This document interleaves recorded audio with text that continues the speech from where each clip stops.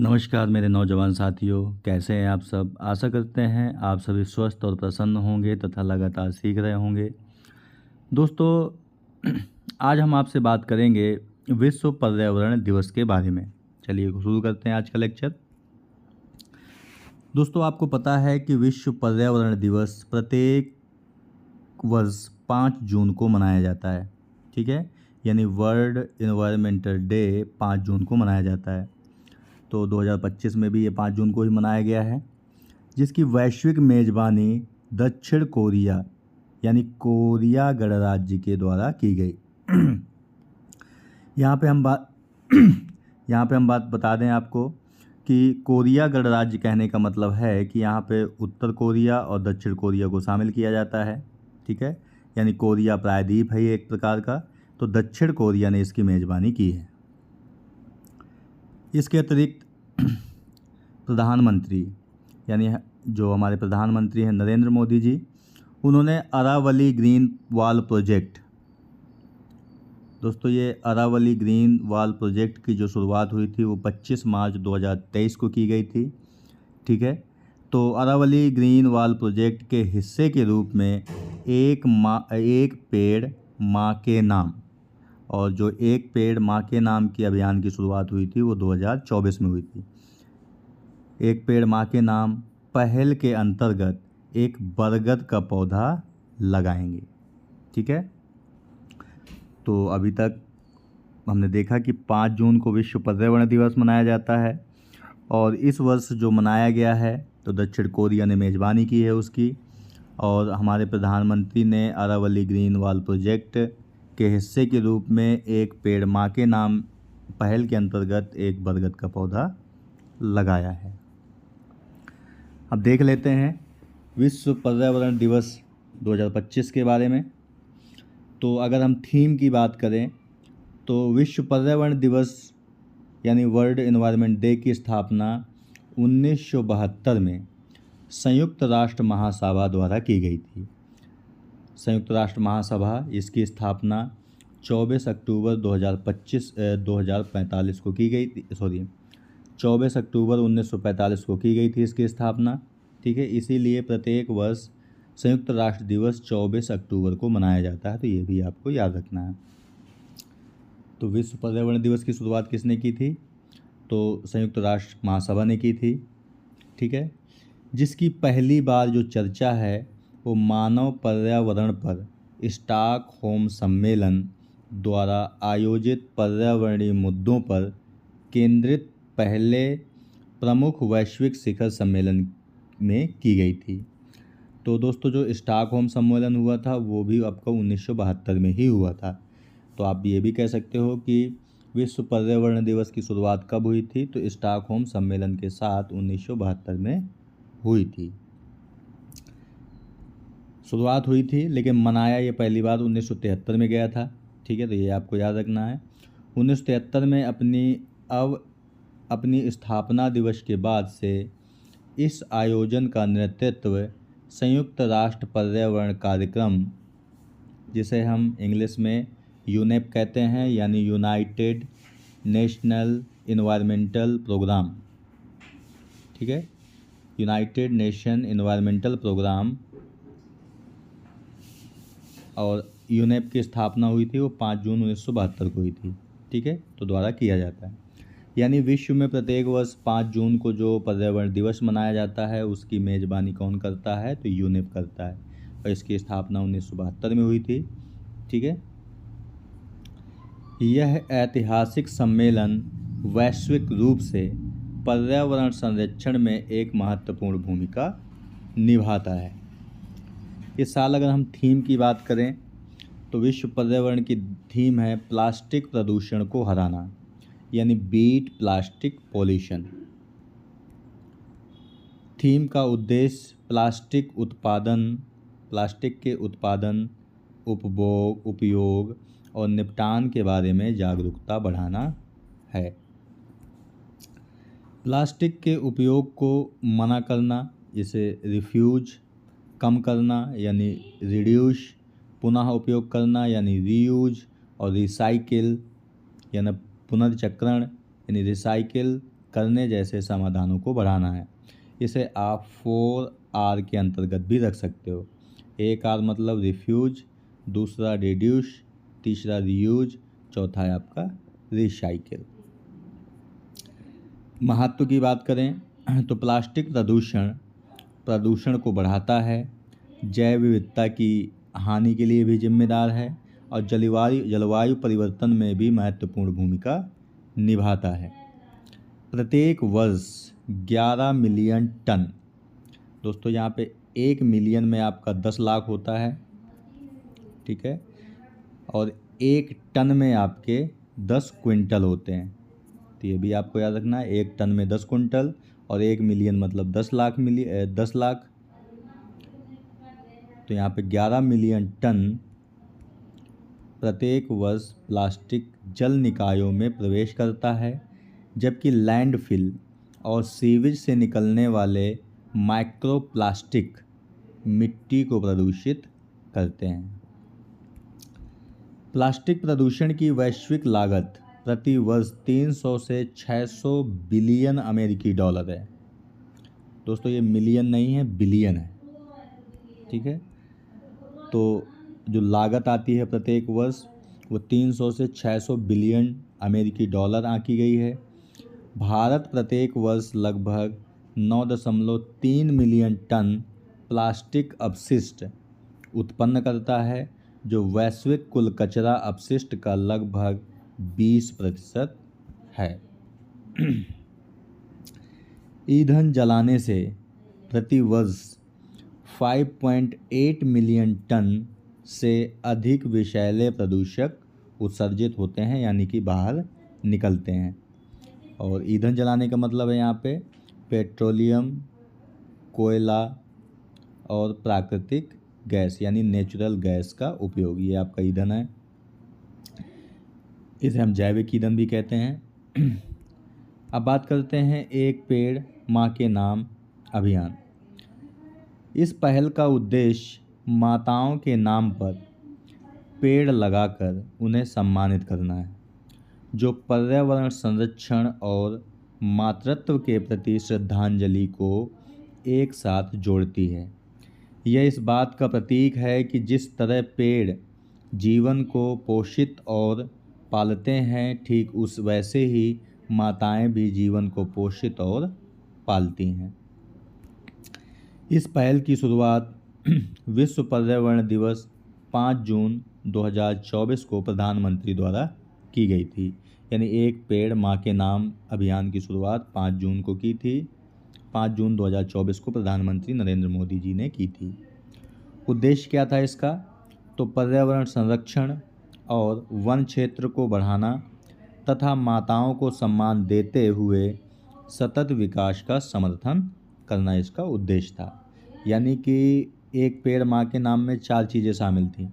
एक तो पर्यावरण का संरक्षण है, वन क्षेत्र को बढ़ाना भी है, माताओं को सम्मान भी देना है और सतत विकास को भी समर्थन देना है।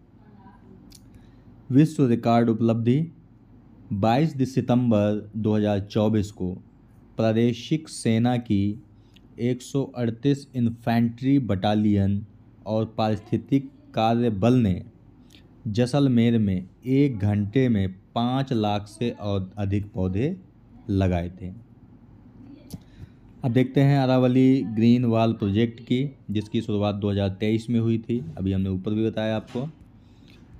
तो इसका उद्देश्य हरियाणा, राजस्थान, गुजरात और दिल्ली राज्यों में फैली अरावली पर्वत श्रृंखला के चारों ओर 1400 किलोमीटर लंबी तथा 5 किलोमीटर चौड़ी एक हरित पट्टी यानी ग्रीन बेल्ट बफर क्षेत्र की स्थापना करना है। तो अरावली का विस्तार 4 राज्यों में बेसिकली, एक केंद्र शासित प्रदेश और 3 राज्य हरियाणा, राजस्थान, गुजरात और दिल्ली, ठीक है।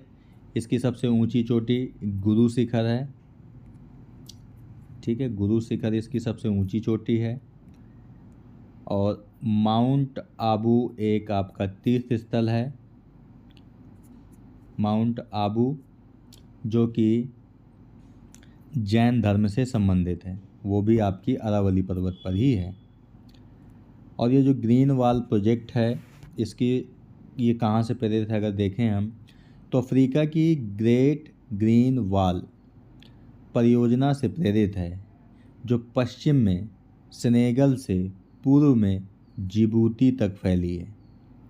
अफ्रीका महाद्वीप के बारे में बताया जा रहा है कि अफ्रीका महाद्वीप के पश्चिम में सेनेगल है और पूर्व में जिबूती तक फैली है, और इसकी जो शुरुआत हुई थी वो 2007 में हुई थी।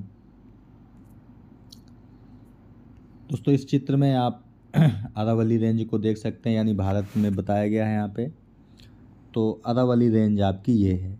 तो ग्रीन वॉल प्रोजेक्ट की शुरुआत इसी के चारों ओर की गई है। इसके अलावा भी बहुत सारी पहाड़ियाँ ये दिखाई गई हैं आपको, जैसे काराकोरम रेंज आपकी लद्दाख में है, ठीक है। ये आपकी विंध्यन रेंज है, ये सतपुड़ा रेंज है आपकी, ये महादेव पहाड़ी है, अजंता रेंज है आपकी, बालाघाट पहाड़ी, सतमाला रेंज ये सारी महाराष्ट्र में है आपकी, पटकाई रेंज ये आपकी दाफला हिल्स अरुणाचल प्रदेश, ये पूर्वी घाट की सबसे ऊंची चोटी आपकी है माउंट जिंदागाड़ा, ये डोडा बेटा, ये दक्षिण भारत की सबसे ऊंची चोटी डोडा बेटा है आपकी। तो इन रेंजों के बारे में भी आपको यहाँ पे दिखाया गया है। ये कैमूर रेंज है और ये आपकी मैकाल रेंज है।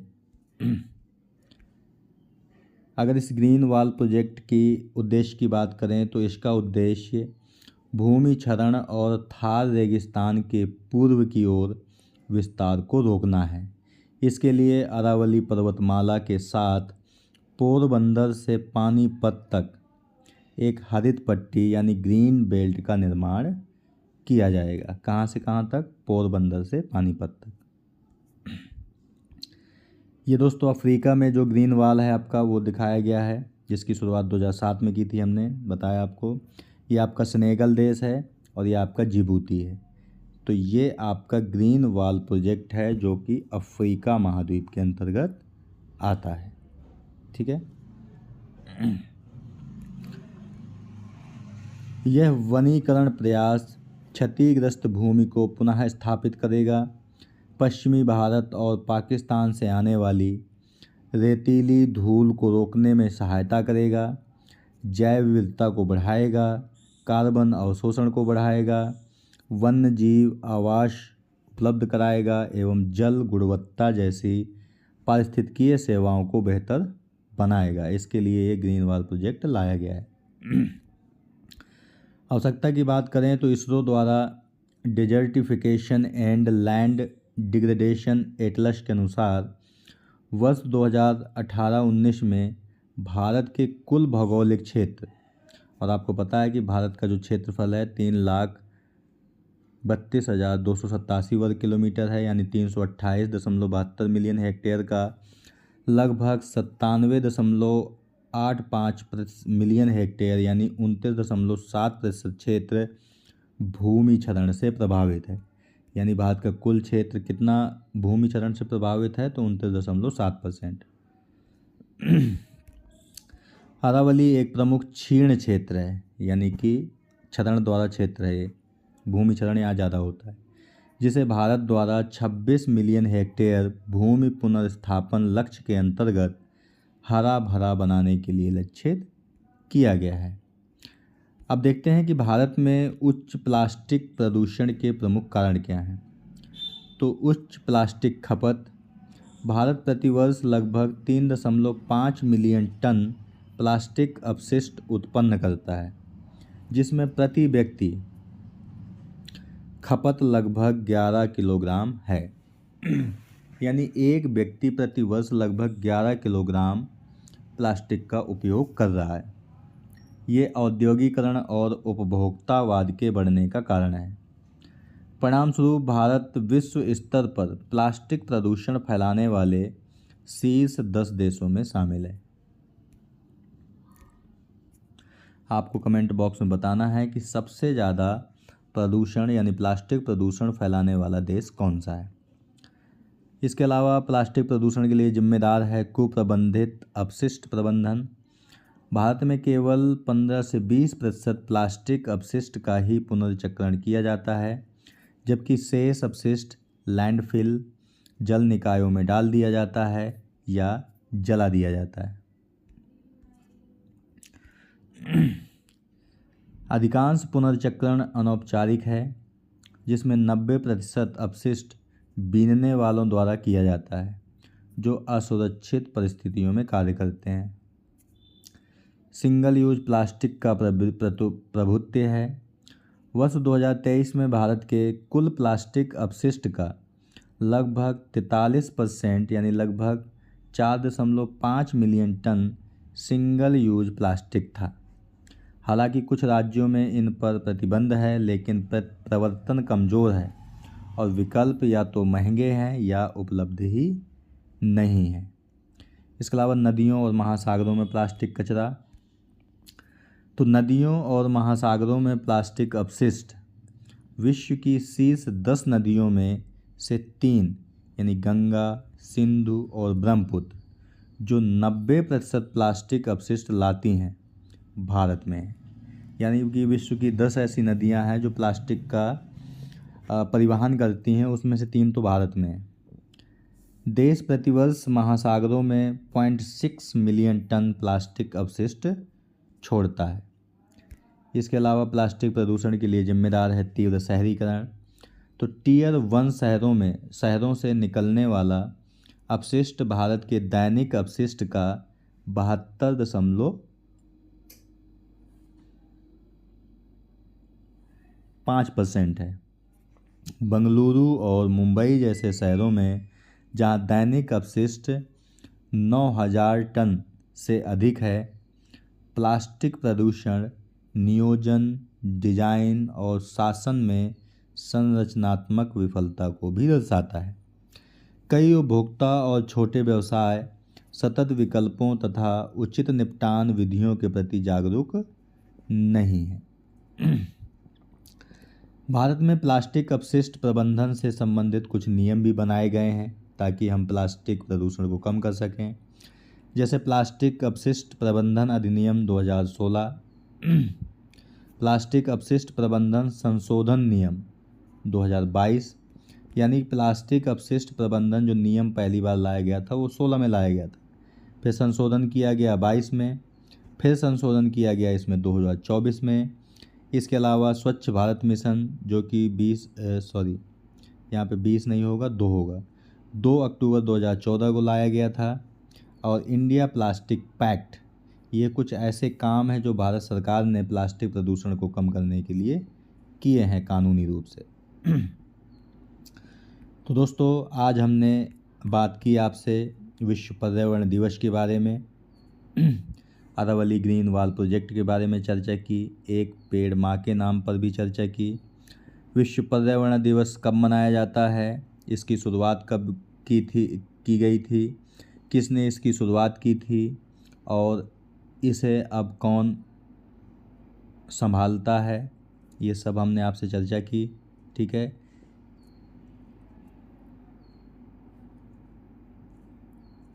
इसके अलावा ग्रीन वॉल प्रोजेक्ट के बारे में चर्चा की, अफ्रीका में जो ग्रीन वॉल प्रोजेक्ट चल रहा है उस पर चर्चा की। इसके अलावा भारत में उच्च प्लास्टिक प्रदूषण के कारण कौन कौन से हैं ये आपको बताया, और भारत में प्लास्टिक अपशिष्ट प्रबंधन से संबंधित कुछ नियम बनाए गए हैं, वो कौन कौन से हैं ये आपको बताए। ठीक है दोस्तों, तो दोस्तों आज की वीडियो में यहीं तक। PDF का लिंक आपको वीडियो के डिस्क्रिप्शन बॉक्स में और पहले कमेंट में भी मिल जाएगा, जहां से डाउनलोड करके आराम से आप पढ़ सकते हैं। तो मिलते हैं आपसे नेक्स्ट वीडियो में एक नए टॉपिक के साथ। तब तक के लिए नमस्कार। आप प्रसन्न रहिए, खुश रहिए, मुस्कुराते रहिए और लगातार सीखते रहिए, कभी अपने लिए तो कभी अपनों के लिए। धन्यवाद। जय हिंद दोस्तों।